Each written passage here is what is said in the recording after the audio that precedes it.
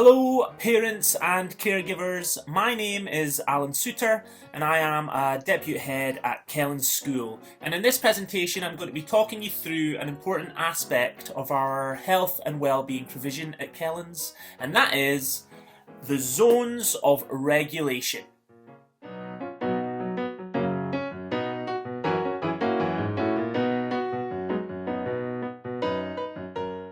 The Zones of Regulation is a framework and curriculum that teaches learners scaffolded skills to build awareness of their feelings, like a cognitive pathway, if you like. And it utilises a variety of tools and strategies for regulation, pro-social skills, self-care, and overall wellness. Self-regulation is defined as the best state of alertness of both the body and emotions for a specific situation. For example, when a student plays in the playground or in a competitive game, it is beneficial to have a higher state of alertness. However, that state would not be appropriate in, say, a library.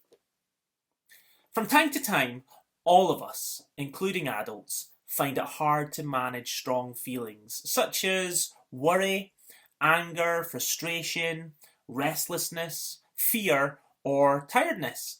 And this stops us from getting on with our day effectively. The Zones of Regulation aims to teach children strategies to help them cope with these feelings. And this includes exploring tools and strategies for mindfulness, sensory integration, movement, thinking strategies, and healthy connection with others.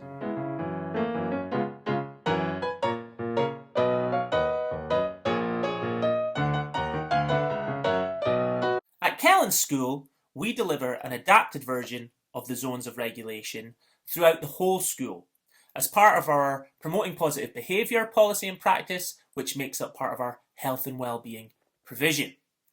The lessons and learning activities are designed to help the students recognise when they are in the different zones, as well as to learn strategies to manage that zone.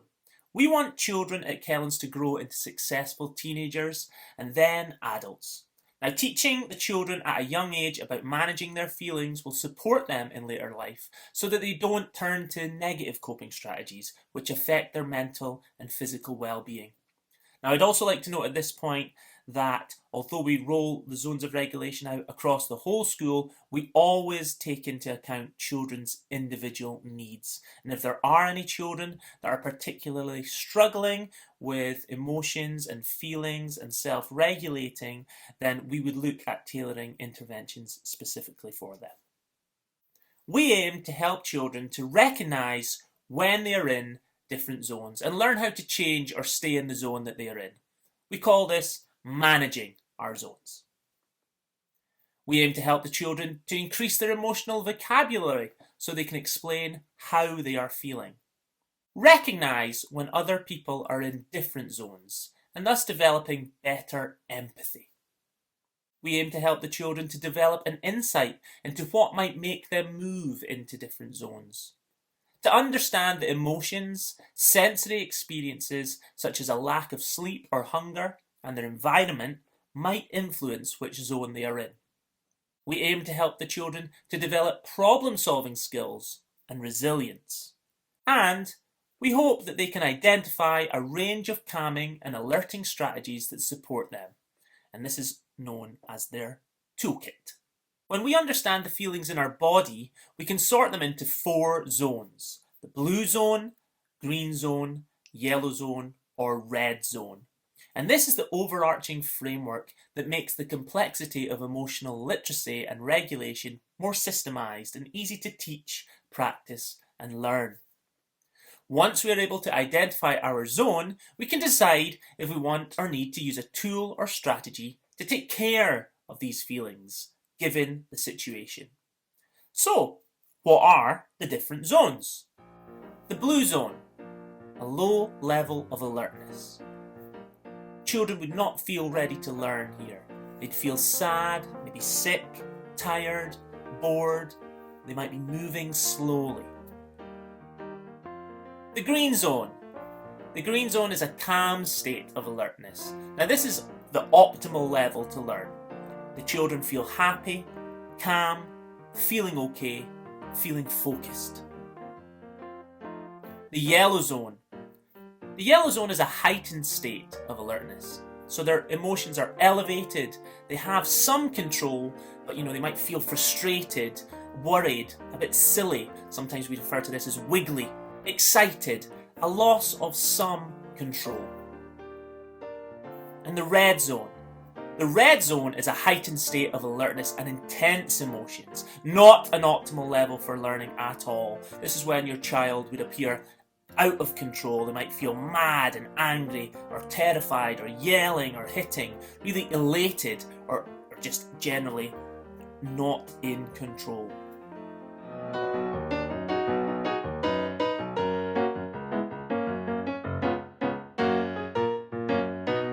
At Kellands, we take a number of approaches to ensure we are helping students identify and categorise their emotions and how to regulate. Each class creates a visual that is age appropriate, culturally and linguistically relevant, and engaging. This can be done using photos of students or staff displaying various emotions, using pictures of role models or favourite characters in their zones. At Kellands, we have devised a series of lessons that is delivered in the first term of each year that explores identifying and labelling emotions.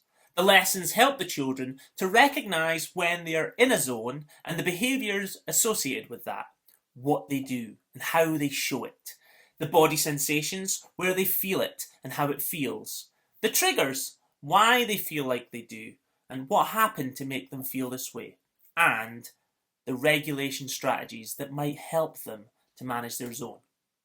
It's also important to recognise when other people are in certain zones, and we do this through a mixture of key texts, picture books, videos and activities, such as what might constitute expected or unexpected behaviours, and how our behaviour can affect the feelings of others. At Kellands, we explicitly teach children and give them opportunities to organise and assess the effectiveness of different tools to help them regulate. For students to become successful in using tools to regulate, it's best to create continual support opportunities for them to practice and gain more comfort in using their tools while they are feeling calm and regulated. This is especially important for tools a student indicates would help them in the yellow or red zone. A student won't attempt a new tool that they just tried once when in a heightened state. Rather, that tool needs to be practiced repeatedly while the student is calm, so that when they find themselves in the yellow or red zone, it will be routine and natural for that student to use the tool.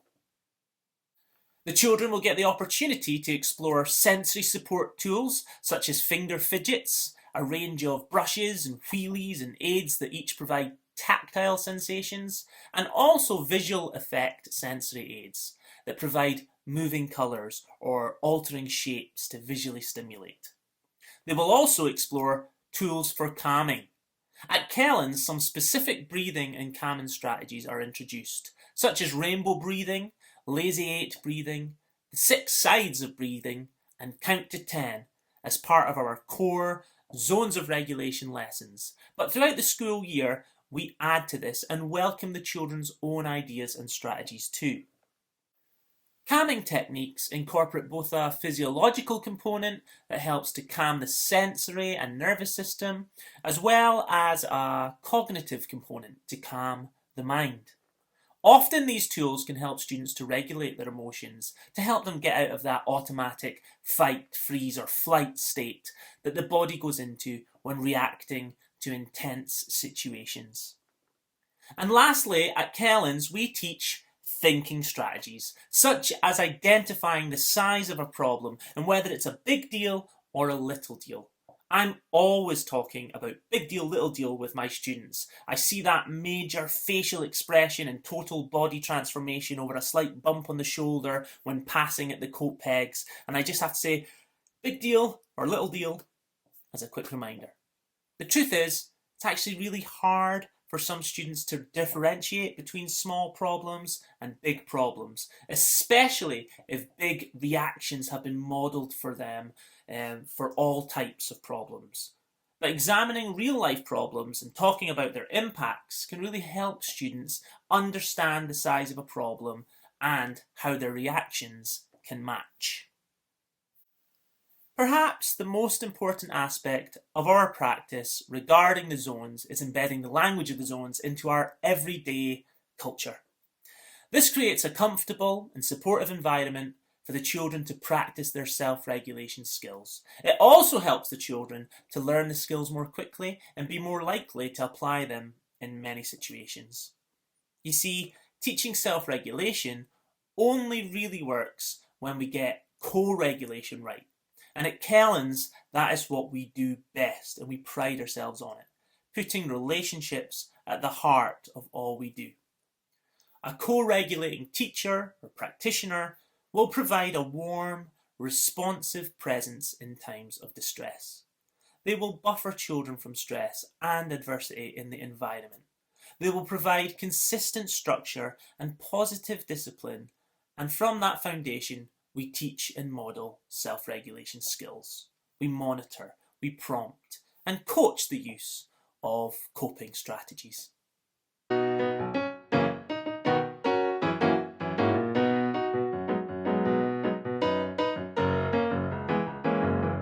If you are a parent or carer of young children, you're probably already co-regulating with your child or children all the time.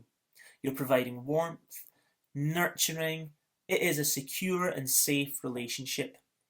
You can support your child at home through the zones by identifying your own feelings using the zones language in front of your child. You can make comments aloud so that your child understands it's natural that we all experience the different zones and use strategies to regulate ourselves. For example, whatever you're doing, you could be saying, this is really frustrating me and it's making me go into the yellow zone. I need to use a tool to calm down. I will take some deep breaths. You can help your child gain awareness of their zones and feelings by pointing out observations or highlighting, discussing which zone a character is in a film or a book that you might be reading. For example, Winnie the Pooh is looking sleepy in this drawing. Do you think that he's in the blue zone? Remember to validate what zone your child is in and help them to brainstorm expected ways that they could self-regulate so that their behaviour is expected for whatever context you find yourselves in. Share with your child how their behaviour is affecting the zone that you are in and how you feel, and not just when you're in the red zone. For example, if they are in the green zone, you could comment that their behaviour is also helping you feel happy and in the green zone. Make sure to praise and encourage your child when they share which zone they are in and managing their behaviours while they are in it, rather than only pointing out when the child is demonstrating unexpected behaviours while in a zone.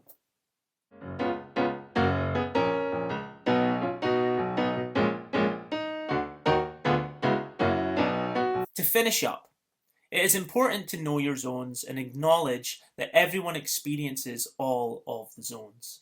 The red and yellow zones are not the bad or naughty zones. The zones of regulation is not a behavioural management tool or rewards or incentive based. All of the zones are expected at one time or another, and we want all of our children to be able to take care of their zone, no matter what one that they find themselves in.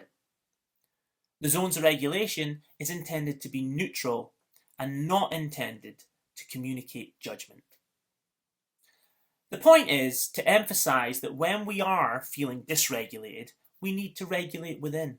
We need to manage or take care of our zone. And this allows us to honour our true feelings while meeting the demands of the environment around us, helping us to accomplish our goals and supporting our well-being.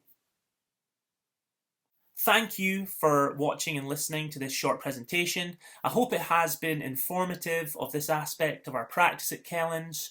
Should you have any questions about our health and wellbeing provision or the zones of regulation, please contact the school via phone or email. And that's it from me. Thank you for your time. I'm definitely feeling a bit more relaxed and calm and in my green zone now that this presentation is all done. So thank you very much. Take care. Bye.